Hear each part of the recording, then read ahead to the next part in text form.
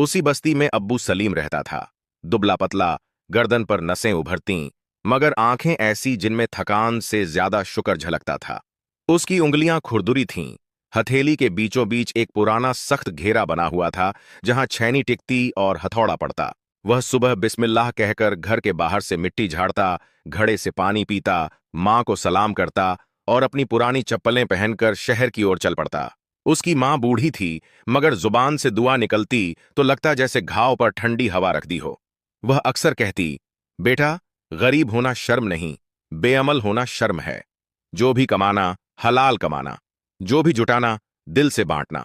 घर में लोहे का एक संदूक था, जिसमें कपड़े, थोड़े से कागज और एक रूमाल रखा था। उस रूमाल पर माँ ने बहुत पहले कढ़ाई से लिखा था, सब्र में बरकत है। वह रूमाल अब्बू सलीम कभी कभी जेब में रख लेता, कभी दीवार पर टांग देता और कभी बस उसे देख लेता और मुस्कुरा देता। शहर में एक नई इमारत बन रही थी। ऊंचे मेहराब, चमकीले पत्थर, नक्काशीदार खंभे। मालिक फजल बिन हारिस धनी और खुरदुरी आवाज वाला आदमी था। आंखों में ताजगी नहीं, मगर लिबास में चमक बहुत। वह मजदूरों की पंक्ति के पास खड़ा होकर ऊंची आवाज में नाम लिखवाता। जो ज्यादा उठाएगा उसे ज्यादा मिलेगा, जो धीरे करेगा उसका पैसा कटेगा। मजदूरों की भीड़ में अब्बू सलीम भी खड़ा था। जब उसका नंबर आया, उसने धीमी मगर पक्की आवाज में कहा, मैं काम करूंगा। निगरानीदार ने उससे सिर से पांव तक देखा और हंसा, ये तो हवा चलने से भी गिर जाएगा। ये पत्थर क्या उठाएगा? फजल बिन हारिस ने बस हाथ के इशारे से कहा, ठीक है, एक दिन आजमा लो। पहले दिन धूप तेज थी, जमीन गरम तवे जैसी। पत्थर भारी थे और पैरों में चुभते कंकड़ बार बार अंदर घुस आते। मगर अब्बू सलीम ने सांसों को सीधी रेखा में बांध दिया। उठाना, रखना, मोड़ना, सीधा करना, जैसे नमाज के सुकून को मेहनत के रियाज में बदल दिया हो। काम के बीच वह छोटे छोटे वक्फे में दुआ भी करता, या अल्लाह मेरी कमर में दम दे, मेरी नीयत में सफाई दे। दूसरे मजदूर उसे देखकर हैरत में पड़ते कि इतना दुबला आदमी इतना सीधा कैसे उठाता है।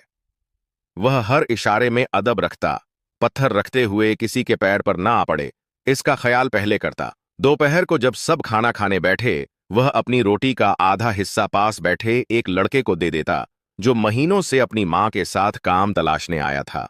लड़का शर्माता तो वह बस कहता, रोटी बांटने से कम नहीं होती। लड़का हंस देता। अम्मी कहती हैं, आप अच्छे हैं। अब्बू सलीम का दिल भर आता। वह आंखें झुका लेता। अच्छा वो है जो परवरदिगार की नीयत में हो, मैं तो बस कोशिश कर रहा हूं। 3 दिन बीते। चौथे दिन शाम के करीब जब परछाइयां लंबी हो गईं, उसके चेहरे का रंग उतरने लगा। सूरज ढलते वक्त हवा में ठंडक घुलती है, मगर बदन जब थक जाए तो ठंडी हवा भी सुई की तरह लगती है। वह एक पत्थर के सहारे पांव मोड़कर बैठा ही था कि अचानक आंखों के आगे धुंध सी छा गई। निगरानीदार ने उसे देखा तो चिल्लाया, अरे उठो बूढ़े, ये कोई खैराती खाना नहीं, काम करो। आवाज उसके कानों में दूर से आती हुई लगी। वह उठना चाहता था, मगर पैरों ने जैसे जवाब दे दिया। उसी वक्त एक अजनबी पास से गुजरा। सर पर धूल थी, कपड़े साधे थे, हाथ में पानी का प्याला और एक चौगे की तह में रोटी का टुकड़ा। उसने किसी से कुछ नहीं पूछा, किसी से इजाजत भी नहीं ली, बस सीधा अब्बू सलीम के पास पहुंचा। पानी उसके होंठों से लगा दिया, रोटी का छोटा टुकड़ा उसके हाथ में रख दिया। धीरे धीरे खाओ और गहरी सांस लो। आवाज ऐसी थी जैसे किसी ने बहुत देर से चल रहे पंखे में धीरे से तेल डाल दिया हो। पीड़ा की किर्राहट बंद, सांस सीधी। अबू सलीम की पलकों में हरकत हुई। उसने हिचकते हुए पूछा, भाई तुम कौन हो? अजनबी मुस्कुराया, मुसाफिर हूं, जहां बुलावा मिले वहां ठहर जाता हूं।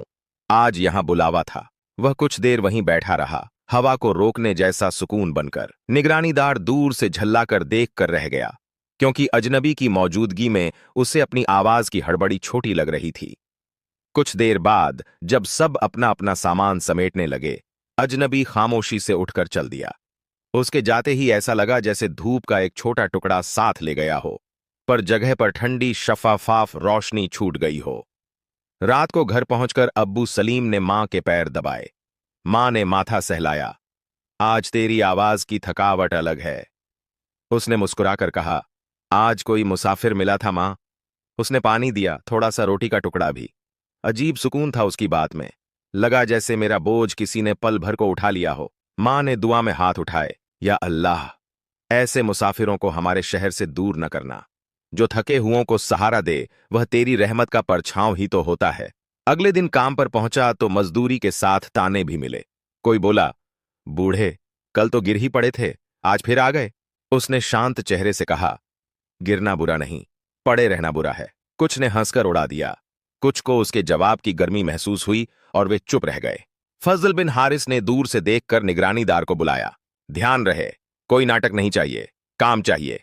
निगरानीदार ने सिर हिलाया, मगर उसकी आंखों में कल वाला नजारा हल्का सा रह गया था, जैसे कोई अदृश्य दबाव हो। कई हफ्ते इसी उठापटक में बीत गए।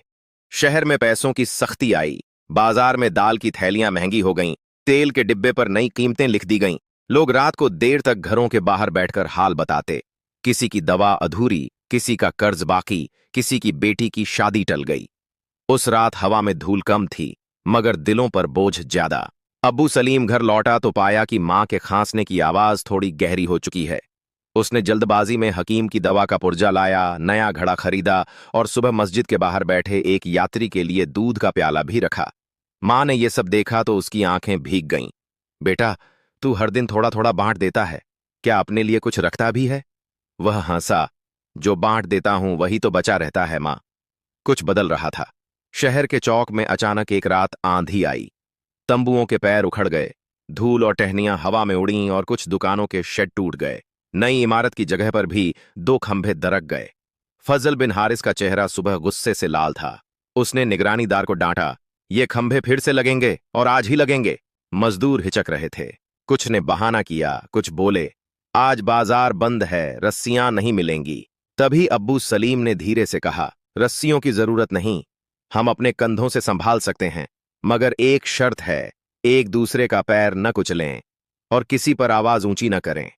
मजदूरों ने अनजाने में उसकी बात मान ली। उन्होंने कंधे मिलाकर खंभे को उठाया, एक सुर में, जैसे किसी ने तीलियों से बना एक नाजुक घेरा हवा में टिकाया हो। निगरानीदार दूर से देखता रहा। पता नहीं क्यों उसके गले में अटकाव सा महसूस हुआ। दोपहर बाद वही अजनबी फिर दिखा, पर इस बार किसी ने उसे आते हुए नहीं देखा। बस अचानक वह छांव वाले एक कोने में दिखाई दे गया, जैसे वह पहले से वहीं बैठा रहा हो और किसी को दिखा न हो।